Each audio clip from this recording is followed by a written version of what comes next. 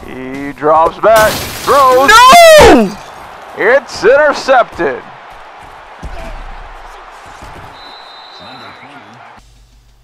Hello, boys and girls. I am Flipper55 of Fat Finger Gaming, and welcome to Fat Finger Gaming's Week 8 recap of the 2015 schedule. Gonna quickly run through the good, bad, and the ugly, and this week, there is no theming bonus. Ole Miss from the start plays a very unwelcoming host as they take their first two drives, and Chad Kelly drives them straight down the field. They will finish off the second drive with this Chad Kelly to the Quan Treadwell 6-yard dart of a pass and get up 14-0. However, be the nation's top passer, Kyle Allen, with his 2,300 yards, who would take the Aggies down the field and finish it off with this throw to Josh Reynolds, 11 yards pass in between defenders for the touchdown, with the Aggies taking a 17-14 lead. Then the pass to Gonzalez in the back of the end zone for a 24-14 lead. And right before half, a throw to Ricky Seals Jones, Drew Jr., for a 31-14 halftime lead.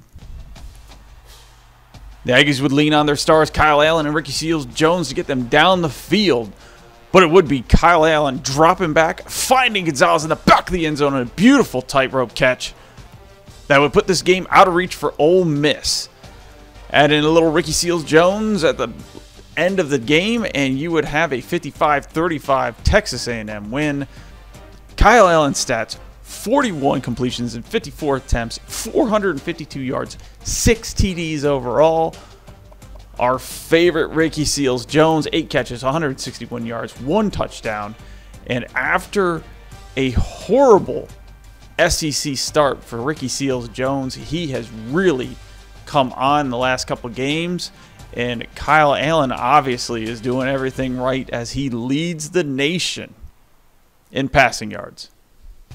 The bad, as in badass, and yes, once again I'm stretching this out to the U, as the Clemson Tigers go down to where they play the Orange Bowl and meet the swag, the badassery of the Miami Hurricanes, aka the U. The Hurricanes start first with their first drive, dickish it down on a screen pass to Gus Edwards, and Gus Edwards runs over a couple people's in the end zone. Take a 7-0 lead. Then Deshaun Watson throws. It's going to be picked off by Crawford. Crawford interception sets up this little 15-yard pass to Braxton Berrios for the touchdown. Once again, just barely getting over the end zone.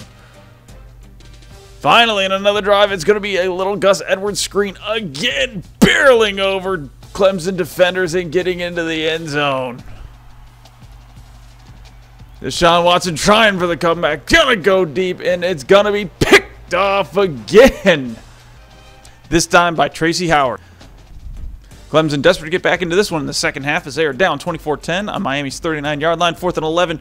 Deshaun Watson will drop back. He looks, he throws, and Artavius Scott catches it over Tracy Howard for the 39-yard touchdown, bringing Clemson to within a touchdown.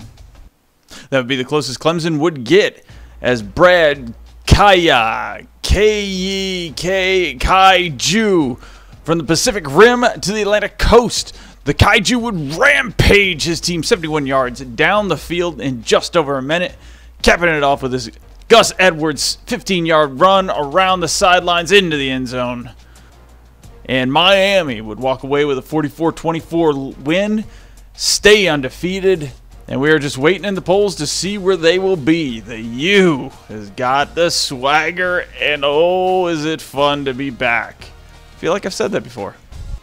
The ugly will go to Fat Finger Gaming's broadcast of the #1 team in the nation. #1 team in the nation going into this week was 0-3. Guess what it's going to be after this week? Yes, sir. Auburn Tigers go into Arkansas Razorbacks Memorial Field. Arkansas looking to stay undefeated and #1. Arkansas will take it early 10-0 lead with this Austin Allen throw 20 yards downfield to Cody Hollister. However, after that, everything will start going south for the Arkansas Razorbacks. Austin Allen will drop back. He will break the tackle of Chris Frost, throws downfield to Cornelius, and it'll be picked off by J.T. Davis, giving the ball to the Tigers on their own 46-yard line. On the ensuing drive, Jeremy Johnson will go up the middle for 6 yards for a touchdown, making it 10-7 Auburn. After a 3-and-out for Arkansas, Auburn would once again get in a good field position at their own 44-yard line, and once again, Jeremy Johnson would run it in for another Arkansas touchdown, giving them the lead 14-10. Arkansas, another 3-and-out, punting the ball, would give it to Auburn, and again, good field position, this time on Arkansas's 49-yard line, leading to this bomb from Jeremy Johnson to Duke Williams for 49-yard touchdown, 21-10 at half. In the second half, Arkansas, 3-and-out. Auburn gets the ball in Arkansas's territory. Auburn, Jeremy Johnson to Duke Williams for this time 15-yard touchdown.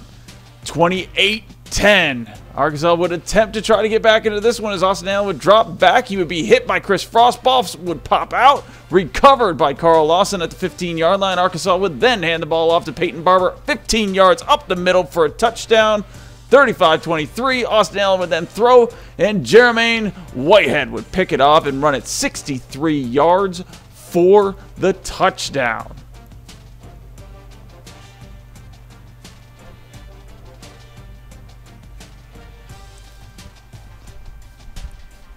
At the end of the day, Auburn's offense would not have to do much, as basically it was all defense. Defense set them up for every one of those 42 points, and they would leave Fayetteville with a 42-23 upset victory over number 1 Arkansas. And the worst part about it is the ugly doesn't stop there. As you can see here, Brandon Allen, starting quarterback for the Razorbacks, already out. Austin Allen doing a good job in relief. However, early in the game, as in before Arkansas even scored a touchdown, Jonathan Williams would go down with a broken collarbone and will also be out for the rest of the season. Most of the hopes for the Arkansas Razorbacks going to the SEC title game, going to any kind of playoff, national playoff, I think just win out on IR along with their offense. So before we get to see where Arkansas has dropped down to in the shakeup of the top 25, let's look at our favorite little recruiting battle here for Craig Mills. As you can see, Washington is still in the lead, and I think they actually opened up just a teeny bit more of a lead.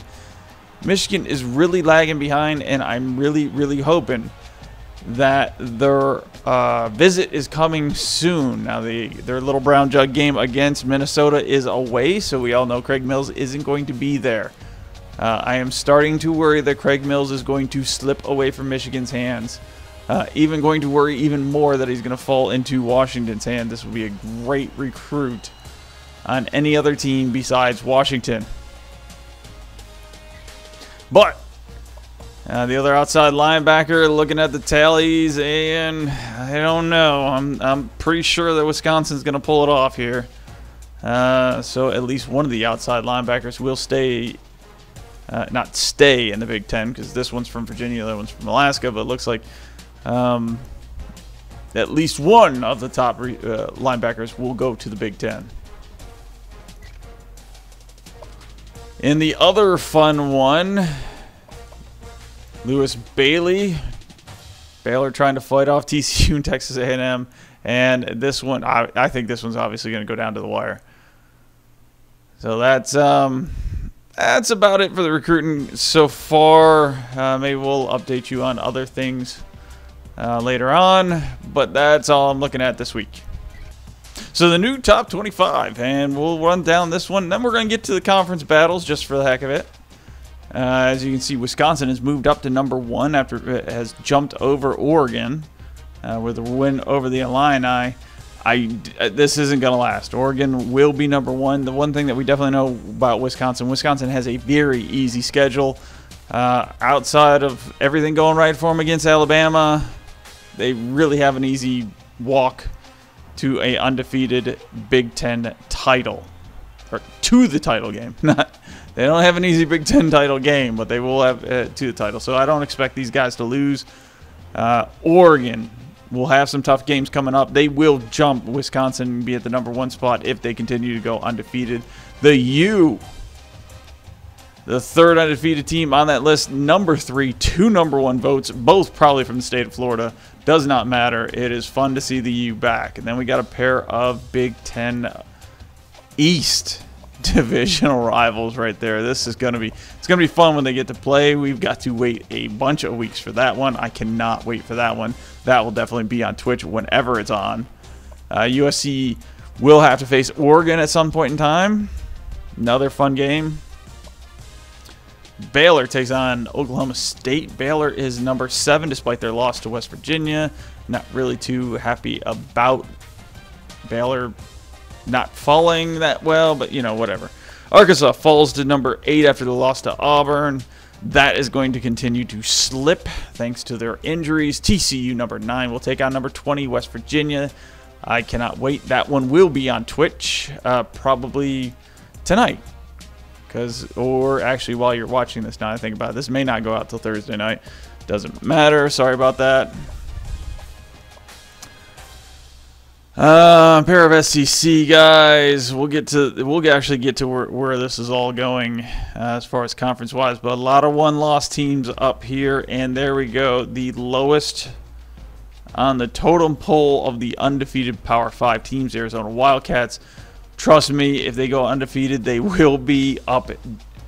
They will be higher than 4th. You're just gonna have to trust me on that one. Louisville staying steady at 14. Auburn moving up to 15. Virginia Tech showing it's actually just staying still. Florida State drops to 17 after their loss to Georgia Tech. As you can see, Georgia Tech actually did make the top 25. Sorry about that. Dinner's having a little bit of issues with me. Navy moves up to 18 as a 5-0 non-Power 5 conference. I can tell you right now, as I've said before, I don't know. My heart's starting to soften, but I really truly doubt I'd put them in a 14 playoff. Oklahoma at 19. This is what distresses me. Oklahoma is without doubt the best at Big 12 team, but because they started off ranked so poorly, they are way down there, while TCU and Baylor is way up there. But that's okay, because Oklahoma will eventually play both TCU and Baylor, and that'll be later on in the season. Don't worry about that last Texas Tech game. Last Texas Tech and Oklahoma State game, I haven't quite edited the schedules, so don't worry about that. Just realize that there's Baylor, there's TCU, and they've got to get through Kansas, Iowa State, and then they get that fun. West Virginia takes on TCU. This, like I said, is going to be on Twitch. I cannot wait for this one. Skylar Howard is just, I don't know. Got much respect for the man after I completely tore him down, and then he just laughed in my face and just stomped on Oklahoma State. You gotta love this. Somebody has decided to vote UAB in there, despite the fact that their football has been discontinued. But who cares? Oh, more Texas A&M. Gotta love this. And Ole Miss and Alabama, of course, rounding out. You need to have your SEC teams in here. Why? Because you just have to. And there's Georgia Tech moving to 23 after their win over Florida State. So let's take a little look at the conference standings. I am not going to sit here and go through any kind of win scenarios because it is way too soon for that. I'm just going to show you the conference standings for all the conferences and tell you about where they stand. Louisville right now, thanks to the Florida State being upset by Georgia Tech. Louisville, I cannot see losing for the rest of the season. Therefore, this division should go to Louisville. Believe it or not, Syracuse has a sim win over Florida State, so we have to do an upset alert this week. So we will be showing Florida State and Syracuse. I truly doubt Syracuse is going to actually pull the real upset. In the Coastal, this one's going to be interesting just because I don't think this Coastal Division has anything to do with Miami. Not saying that they're not going to win the division. What I am saying is Miami should be able to walk through the rest of their season with the exception of Georgia Tech. That's where it gets interesting. Georgia Tech still has to play Virginia Tech, and if Virginia Tech actually wins that game, I think it automatically makes Miami the divisional winner. I don't see Miami losing twice. I only see Miami maybe losing to Georgia Tech. Georgia Tech is a very good team and can beat the U. I'll tell you that right now. But if Virginia Tech does happen to beat Georgia Tech, I think that crowns Miami the automatic divisional winner. That's the reason why I'm sort of saying that I don't think this division actually has anything to do with Miami. I think Virginia Tech will probably beat Georgia Tech, and since Miami will cruise to the end of the season, it wouldn't matter if they did lose to Georgia Tech. They still win the division. However, that's obviously not Miami's goal, sitting at 6-0 and number 3 in the nation. Ooh. Sorry, skipped over the Big 12. Big 12, I think the best team in that league is Oklahoma by far. I don't think anybody's any close. West Virginia gets a little bit of a fun games coming up here against TCU. They have already beat Baylor. They could do a lot in putting themselves. If West Virginia takes second, I will laugh. I will love it, but we'll see. Definitely, I'm starting to root for these guys in the Big 12. But not really. I'm actually rooting for Oklahoma to just stomp their way through the Big 12 to get at least somebody in a conference that just looks like an absolute monster. I'm hoping that's going to be Oklahoma, but I am rooting for West Virginia to finish second. One of the fun divisions left, of course, is the Big Ten East Division. I have a lot of teams here with 1 losses. They've already had the first round of the round robin. Unfortunately, we have to wait weeks and weeks and weeks and weeks and weeks. Okay, just 2 weeks, but it doesn't matter. You're looking at Michigan State's schedule. Once again, haven't gotten down to the very end to lop off that bottom week. But after they play Nebraska and Maryland and the other 2 Big Ten teams play whoever and whoever, we finally get into, so it's 3 weeks away. 3 weeks away on Twitch, we will definitely have Michigan State, Ohio State, and Penn State, Michigan. And then we probably will later on have on Twitch again the final week of the Big Ten. We're going to have a lot of fun games here at the very end of the season. But the Big Ten East race will have to stay until then. Big Ten West, I've already said Wisconsin basically can snooze through the rest of their season. We may bring you one of these games. I don't know which one, but we'll bring you some games here. Maybe Minnesota game. Well, definitely at least the Minnesota game. Maybe a Maryland game. We'll see what happens. But they will snooze through this division easy and definitely make it 12-0 to the Big Ten championship. Pac-10 North. Oregon. Sorry, that's it. Pac-10 South, this is going to be a fun little battle. Looks like Arizona USC are battling it out. But we do have a fun little wrench that UCLA can throw in it. Of course, USC has to play Oregon. Arizona does not. So there is definitely a way that there probably will have to be a tiebreaker for the Pac-12 South. Arizona could win. If Arizona beats USC, obviously it's Arizona's, but there could be any form of different tiebreakers that could go on here in the Pac-12 South. More than likely, I mean, the only teams left to have a shot here are Arizona, USC, UCLA. Arizona State, no way. Obviously Colorado, Utah, no way. We will see. We'll see how it comes down, and hopefully it will come down to an Arizona USC game, an actual matchup instead of some kind of tiebreaker, but we'll see. And the winner, of course, will play Oregon, obviously. The SEC East, believe it or not, this is not as clear-cut as it should be. Georgia, Florida do play this week. That'll be on Twitch Thursday night, 8:45 kickoff. That will maybe... it will go some ways to seeing who the divisional winner is, but the big one right here is going to be Missouri. Missouri just barely got by Vanderbilt. They have Mississippi State left. They have Tennessee left. They have Arkansas left.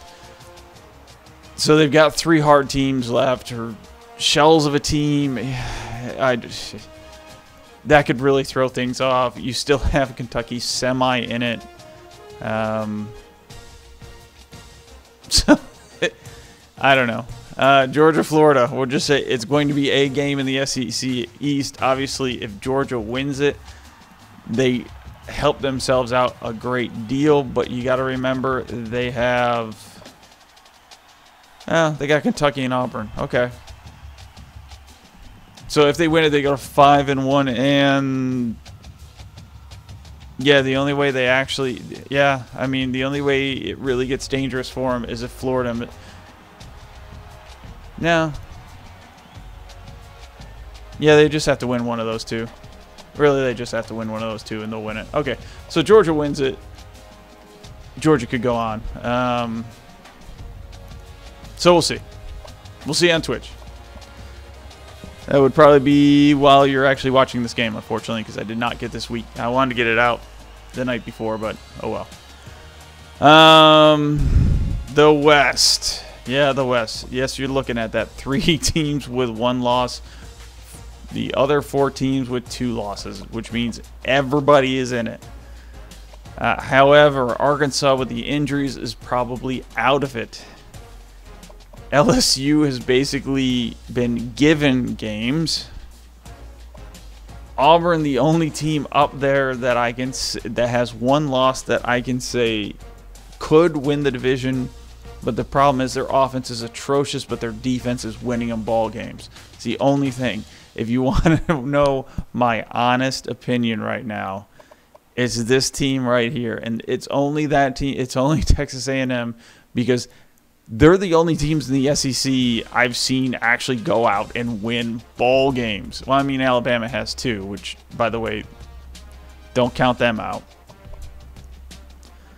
But, I mean, with Kyle Allen throwing the ball, Ricky Seals-Jones, they are, without a doubt, they've just been great. They have been great. They are looking good, and they might just be the team that wins this SEC West. Enough of conference standings. I'm going to take a little look at statistics right now. And just a little bit more in depth. Just because I want to. I'm curious about touchdown leaders right now. Is actually ratings I could care less. Yardage, we already know Kyle Allen is winning. Touchdown wise, wow, there you go. Kyle Allen, 26 touchdowns, is definitely leading the pack. Chad Kelly is actually 3rd on that list with 19 touchdowns. Golson is actually up there. That's just because of inferior competition. Not bad. 26 touchdowns, 9 interceptions. Could do a lot better. But for the most part, the ratios aren't really the way you'd like them. I mean, in college football, you're normally looking at like 30 touchdowns, like 4 or 5 picks. So that's the passing, rushing. Rushing right now, Corey Clement is the yardage leader. Derek Green behind him. Derek Green may not make that record for Marcus Allen. We'll see. He will be on Twitch against the Little Brown Jug game. We'll just see. Meanwhile, touchdown leaders right now. BJ Kettlone with 16 rushing touchdowns. Braxton Miller with 15. Paul Perkins with 15. Of course, Braxton Miller is right now Ohio State's quarterback. Cardell Jones. I did not. I swear the season started before they actually announced who was the starting quarterback. Obviously, it is well known now, but that's all right. We're just gonna have to live with it. Receiving yardage, Darius Joseph right there with has the most receptions, 59. North and Marquez North from Tennessee is 54. Then you got 53, O.J. Howard. Obviously, Alabama loves using him. Yardage-wise, you have Darius Joseph leading the way. Not too far behind. Ricky Seals-Jones, Drew Jr., is up there. And if he has another game like he had last week, he probably will take the lead. They both have a considerable lead on Marquez North and Geno Lewis from Penn State. So they will definitely one of those guys will most definitely lead the league at the end of the day. As far as touchdowns, they are tied with 11. You got Laquan Treadwell, who's got 10 with Ole Miss. In a showdown between Treadmill and Seals Jones, without a doubt, it was Seals Jones who won that. Not only did he win the showdown of the receivers, but he and the Aggies won the game. Take a little look on defense. I don't really care about tackles too much. We'll look at the sacks. Joey Bosa up there, 16.5 sacks, and no idea how to pronounce him. Tabor up there with 11 sacks. Devontae Fields, 10 sacks, and another guy, Ole Miss. So both of those guys were on the same field. But so far, Bosa's got the lead, and he'll probably be the one who ends with the lead. William Likely, from Maryland. We've barely seen him at all. He's got the lead with 7 picks. Antonio Crawford with 5 picks. He had 1 in the win against Clemson. He actually had 1 against the win in Clemson and 1 against the win. Virginia Tech did not, however, pick anything off it at Florida State. I was hoping he'd be on the lead. I went back and looked. We have Russell for Notre Dame with 5. Will Redmond. I think Will Redmond had like 3 picks against Kentucky. That's the only reason why he's up there. As hopefully you can hear the spite and salt that is spewing from my mouth as Mississippi State crushed Kentucky. And Charles Gain, Louisville, got 5 picks. Rohan Gaines still has 4 picks and is way the hell down here. There he is. He's been stuck at 4 picks for a while, but he's a strong safety. Probably shouldn't have had that many picks in the first place. Just out of curiosity, only one person has 2 touchdowns. Yeah, I know, it's South Alabama. NC State played him. You'll never guess why he has 2 touchdowns. It's also why he's got, I think, what, 4 picks? Yeah. Yeah, he had a good game. Anyways, I think this update is run well long enough. You guys are enjoying the season. As a reminder, there's a little thing going on here about beating a dog.